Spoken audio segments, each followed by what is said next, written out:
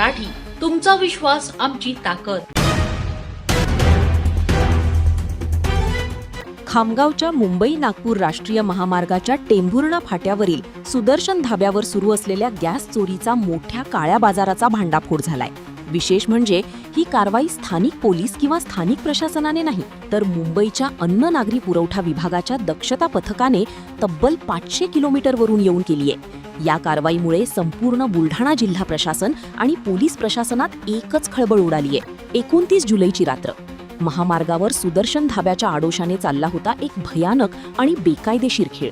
मुंबईवरून Indian gas कंपनीतून भरून आलेल्या टँकरचे सील तोडून अत्यंत धोकादायक पद्धतीने दुसऱ्या टाकीत गॅस चोरी केली जात होती। पण गुप्त माहितीच्या आधारे मुंबईच्या दक्षता पथकाने ऐन मोक्यावर धाड टाकली आणि या गोरखधंद्याचा पर्दाफाश केला। या धडक कारवाईत 2 मोठे गॅस टँकर, 11 व्यावसायिक आणि 1 घरगुती गॅस सिलेंडर आणि गॅस ट्रान्सफर करण्याचे सर्व साहित्य असा तब्बल 87 लाखांचा मुद्देमाल घटनास्थळावरून जप्त करण्यात आला। बुलढाणा जिल्हा पुरवठा अधिकारी रुपेश बिजेवार यांच्या तक्रारीवरून खामगाव ग्रामीण पोलीस ठाण्यात अत्यावश्यक वस्तू अधिनियम 1955च्या कलम 3, 7 आणि 8 नुसार गुन्हा दाखल करण्यात आलाय। यात टँकर चालक रवी वायभासे, राकेश, रमेश यांच्यासह टँकरचे मालक, अवैध धंदा चालवणारे आणि जागेच्या मालकावर गुन्हे नोंदवण्यात आले आहेत। पण इथे सर्वात मोठा आणि गंभीर प्रश्न उपस्थित होतोय। जिल्ह्याचे कर्तव्यदक्ष पोलीस अधीक्षक निलेश तांबे यांचे जिल्ह्यात अवैध धंदे चालणार नाहीत असे कडक आदेश असताना हा काळा बाजार इतके दिवस राजरोस कसा सुरू होता? 500 किलोमीटरवरून मुंबईचे पथक येते आणि कारवाई करते। मग स्थानिक पोलीस आणि स्थानिक प्रशासनाला याची कुणकुणही लागली नव्हती का?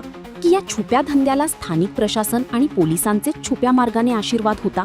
इस्रायल आणि इराणच्या युद्धाच्या पार्श्वभूमीवर केंद्र सरकारने इंधनाची टंचाई लक्षात घेता देशभरात 19.2 किलोच्या व्यावसायिक LPG सिलेंडरचा पुरवठा बंद केला होता। यामुळे अनेक हॉटेल बंद पडले होते। मात्र खामगाव आणि परिसरातील हॉटेल्स मात्र जोरात सुरू होते, कारण या हॉटेल्सना याच काळ्या बाजारातून अवैध गॅस सिलेंडर पुरवले जात होते। अशी खळबळजनक माहिती लोकप्रिय मराठी न्यूजला सूत्रांकडून मिळाली आहे। अन्न व नागरी पुरवठा विभागातर्फे दक्षता पथकाने काल जो आपला अकोला हायवे सुदर्शन धाब्याजवळ त्या ठिकाणी छापा टाकला होता। त्या ठिकाणी आम्हाला पण त्यांनी पाचारण केले होते। त्याचबरोबर जिल्हा पुरवठा अधिकारी आणि त्याचबरोबर तालुका पुरवठा अधिकारी हे सर्व टीम तिथे त्या ठिकाणी आली होती। त्या ठिकाणी एका टँकरमधून गॅस दुसऱ्या टाकीमध्ये ते ट्रान्सफर करत होते आणि ट्रान्सफर करत असताना ते पकडले गेले। तर त्याच्यामध्ये जिल्हा पुरवठा अधिकारी श्री रुपेश विजय बिजेवार यांनी तक्रार दिल्यावरून पोलीस स्टेशन खामगाव ग्रामीण येथे अपराध क्रमांक 273/26 कलम 3, 7, 8 अत्यावश्यक वस्तू अधिनियम प्रमाणे अपराध दाखल करण्यात आलेला आहे।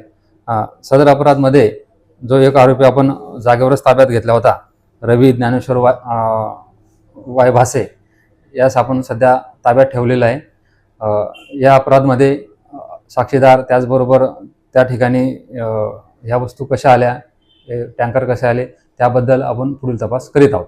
मुख्य सूत्रधार आणि एकूण किती आरोपी असू शकतात? एकूण याच्यामध्ये आता 7 आरोपी केलेले आहेत तक्रारीमध्ये। जसं टँकर चालक, मालक 2 टँकर होते, दुसऱ्या टँकरचा मालक, त्याचबरोबर त्या जागेचा मालक आणि त्या ठिकाणी जे गॅस ट्रान्सफर करत होते असे 2 नावं पण समोर आलेले आहेत। असे एकूण 7 आरोपी करण्यात आलेले आहेत। साहेब, काही मुख्य सूत्रधाराची माहिती आहे का आपल्याला? नाही, मुख्य सूत्रधार त्या ठिकाणी जे आहे जागेचे मालक की ज्यांच्या परमिशनवरती हे चालत होते, तर त्याचा शोध घेऊन आपण त्यांना अटक करणार आहोत। आमच्याकडे असे इनपुट आहे की जेव्हा गॅसचा तुटवडा झाला होता त्याच्या अगोदरपासून हा सगळा कारनामा सुरू आहे आणि व्यावसायिकांना, जे हॉटेल व्यावसायिक आहे त्यांना देखील असेच सिलेंडर पुरवण्यात येत होते। अशी काही माहिती आहे का? तर तुम्हाला माहितीसाठी सांगतो, आमच्याकडे नॅशनल हायवेचे जे अधिकारी त्यांनी अतिक्रमण काढण्यासाठी पत्र दिलं होतं। मग आमचं पोलीस स्टाफाने तिथे आता 1 महिन्यापूर्वी सगळं अतिक्रमण काढलेलं आहे। ज्यावेळेस आम्ही अतिक्रमण काढलं त्यावेळेस तिथे कुठली अशी टाकी वगैरे काही नव्हती किंवा त्या ठिकाणी अशी व्यवस्था नव्हती।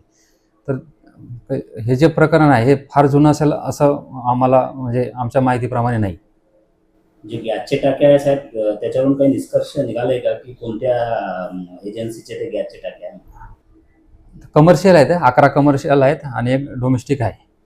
तर तसं त्याचा पुढील तपास करणे बाकी आहे अजून। तब्बल 87 लाखांचा मुद्देमाल जप्त झालाय खरा.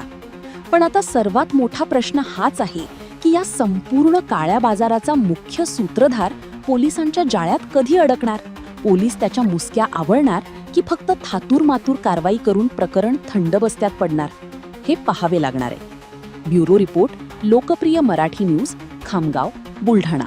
अशाच ताज्या आणि वेगळ्या घडामोडींसाठी पाहत रहा लोकप्रिय मराठी न्यूज.